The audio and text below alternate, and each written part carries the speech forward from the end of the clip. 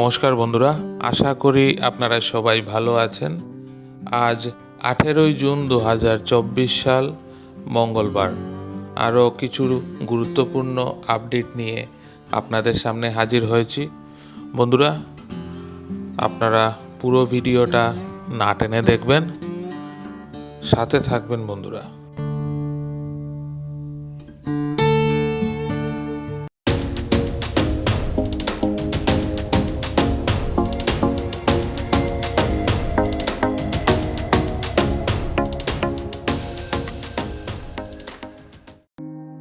বন্ধুরা, প্রথমেই আপনাদের একটা আপডেট দিয়ে দিচ্ছি যে একদম সর্বশেষ পাওয়া খবর অনুযায়ী করিমগঞ্জ জেলার সিংলা এবং লঙ্গাই নদীর জল ধীরে ধীরে বাড়তে থাকায় আশপাশের কিছু অংশে জল ঢুকেছে বলে আমরা খবর পেয়েছি। বরাক উপত্যকায় শিলচর অন্নপূর্ণা ঘাটে বরাক নদীর জলও ধীরে ধীরে বাড়ছে। তবে পুরো খবরটাই, পুরো আপডেটই আপনাদেরকে দেব বন্ধুরা। আপনারা ভিডিওটা না টেনে দেখুন, সাথে থাকুন বন্ধুরা। এখন আপনারা দেখতে পাচ্ছেন যে শিলচর শিলং রোডের একদম তাজা আপডেট। এখানে রাস্তার পরিস্থিতি কি দাঁড়িয়ে আছে। গতকালকের ভিডিওতেও আপনাদেরকে বলেছিলাম যে শিলচর শিলং রুটের রাস্তার অবস্থা কিন্তু মোটের উপর একদমই ভালো নয় এবং আশঙ্কা আছে যে যদি বৃষ্টিপাত অব্যাহত থাকে তবে রাস্তার আরও চরম অবনতি হবে। তবে ক্ষীণ একটা আশার আলো যে গতকাল সন্ধ্যের পর থেকে বৃষ্টিপাতের পরিমাণ অনেকটাই কমেছে, তাই আশা করা যায় রাস্তার অবস্থার উন্নতি না হলেও আর অবনতি হবে না। কিন্তু বৃষ্টিপাত হলে বলা যাচ্ছে না রাস্তার অবস্থাটা কি দাঁড়াবে।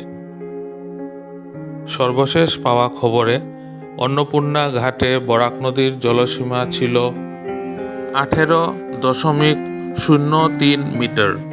এখানে ওয়ার্নিং লেভেল হচ্ছে 18.83 মিটার এবং বিপদসীমা হচ্ছে 19.83 মিটার। তো বন্ধুরা, এখনই প্যানিক করার কোনো কারণ নেই, কেননা জল বিপদসীমার অনেক নিচে রয়েছে। তবে যেহেতু ডিমা হাসাও জেলায় রেড অ্যালার্ট রয়েছে, মানে ডিমা হাসাওতে আগামী 24 ঘন্টায় অতি ভারী বৃষ্টিপাত হতে পারে। তার ফলে জাটিঙ্গা নদী দিয়ে যদি জল নামে তবে বরাক নদীর জলসীমা বাড়তে পারে। শিলচর হাফলং রোডও একটু অনিশ্চয়তার মধ্যে চলছে। হঠাৎ রাস্তা খুলছে, আবার হঠাৎ করে পাহাড়ি জলধারা রাস্তায় নেমে আসায় রাস্তা বন্ধ হয়ে যাচ্ছে বন্ধুরা।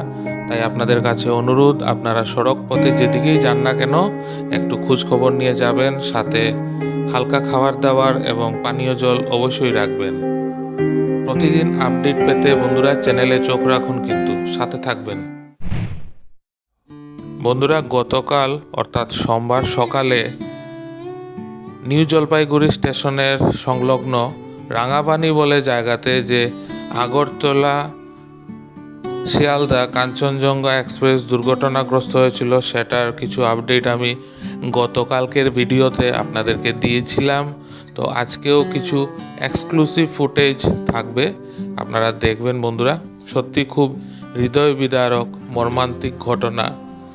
আরও বেশ কিছু আপডেট আমার কাছে ছিল, ভিডিও ক্লিপ ছিল। যারা আহত এবং যাদের মৃত্যু হয়েছে তাদেরকে উত্তরবঙ্গ মেডিকেল কলেজে স্থানান্তরিত করা হয়েছিল। ওখানকারও বেশ কিছু ক্লিপস আমি পেয়েছি, কিন্তু এত মর্মান্তিক যে আহতদের আর্তনাদ, চিৎকার, এগুলোর ভিডিও দেওয়া আমার পক্ষে সম্ভব হয়নি। তাই আমি ওই ভিডিওগুলো এই আপডেটে রাখিনি বন্ধুরা। আমি শুধু দুর্ঘটনাস্থল থেকে যে ত্রাণ এবং উদ্ধার কার্য চলছে সেগুলোর কিছু আপডেট আপনাদের সামনে তুলে ধরছি। আপনারা সাথে থাকুন বন্ধুরা, দেখতে থাকুন শেষ খবর পাওয়া পর্যন্ত বন্ধুরা। গতকাল গভীর রাত অবধি কিন্তু ওই দুর্ঘটনাগ্রস্ত স্থানে উদ্ধার কার্য চলছিল। আমি রেলওয়ের তরফ থেকে জারি করা হেল্পলাইন নাম্বারগুলো স্ক্রিনে দিয়ে দিচ্ছি বন্ধুরা। আপনারা যদি কোনো এনকোয়ারি করার থাকে তবে উপরে উল্লিখিত নাম্বারগুলোতে যোগাযোগ করতে পারেন। রেলের তরফ থেকে এই দুর্ঘটনায় প্রত্যেক মৃতের পরিবারকে 10 লক্ষ টাকা করে, গুরুতর আহতদের 2.5 লক্ষ টাকা এবং সামান্য আহতদের জন্য 50,000 টাকার ক্ষতিপূরণ ঘোষণা করা হয়েছে। এখন পর্যন্ত নিহত অথবা আহতের তালিকায় আসাম এর কেউ আছেন কিনা সেটা পরিষ্কার হয়নি, কেননা আগরতলা থেকে শিয়ালদাগামী কাঞ্চনজঙ্ঘা এক্সপ্রেসে আসামের বিভিন্ন স্টেশন থেকেও কিন্তু অনেক যাত্রী উঠেছিলেন। মারাত্মক এই দুর্ঘটনার কারণ জানার জন্য তদন্ত চলছে বন্ধুরা। এই যে আপনারা ভিডিওতে দেখতে পাচ্ছেন, সাদা কাপড়ে মোড়া একের পর এক লাশ বার করা হয়েছে গতকাল। উদ্ধার কার্যে হাত লাগিয়েছিলেন স্থানীয়রাও এনডিআরএফ এর সদস্যদের সাথে। খুবই নিদারুণ একটা দুঃখজনক পরিস্থিতি ছিল, যেটা গতকাল রাত অবধি উদ্ধার কার্য চলছিল। প্রাথমিকভাবে ভিন্ন জনের ভিন্ন ভিন্ন মতামত উঠে আসছে। কেউ কেউ বলছেন যে এই ঘটনার জন্য হিউম্যান এররই দায়ী, অর্থাৎ মালগাড়ি চালকের ভুলেই হয়তো এত বড় দুর্ঘটনা হয়েছে। কেউ কেউ রেলওয়ে সিগন্যাল সিস্টেমের কথাও বলছেন, অটো সিগন্যাল সিস্টেমের কথাও বলছেন। অনেকে আবার বলছেন যে অ্যান্টি কলিশন ডিভাইস কেন ছিল না। সেগুলো প্রচুর প্রশ্ন আসবে, অবশ্যই আসবে। এতগুলো তরতাজা প্রাণ ঝরে গেল এই ভয়াবহ একটা দুর্ঘটনার জন্য।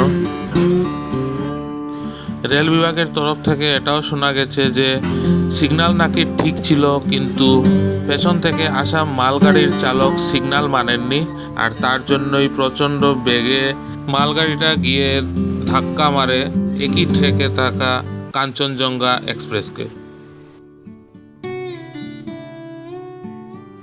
তো বন্ধুরা, আজকের আপডেট এতটুকুই থাক। আজকের আপডেট আপনাদের কেমন লাগলো কমেন্ট করে জানাবেন, একটা লাইক করে দেবেন, আপনার চেনাশোনা সবার সাথে এই ভিডিওটা শেয়ার করবেন। আর যারা নতুন দেখছেন তারা প্লিজ চ্যানেলটা সাবস্ক্রাইব না করে যাবেন না, সাবস্ক্রাইব করে পাশে থাকা বেল আইকনটা অবশ্যই প্রেস করে দেবেন। তাতে যখনই আমি আর একটা নতুন আপডেট নিয়ে আসব তার নোটিফিকেশন সাথে সাথে আপনার কাছে চলে আসবে। খুব তাড়াতাড়ি আগামীকাল আর একটা নতুন আপডেট নিয়ে আপনাদের সামনে হাজির হব। ততক্ষণ বন্ধুরা, আপনারা সবাই ভালো থাকবেন, সুস্থ থাকবেন, সতর্ক থাকবেন। পাশে থাকার জন্য অনেক অনেক ধন্যবাদ।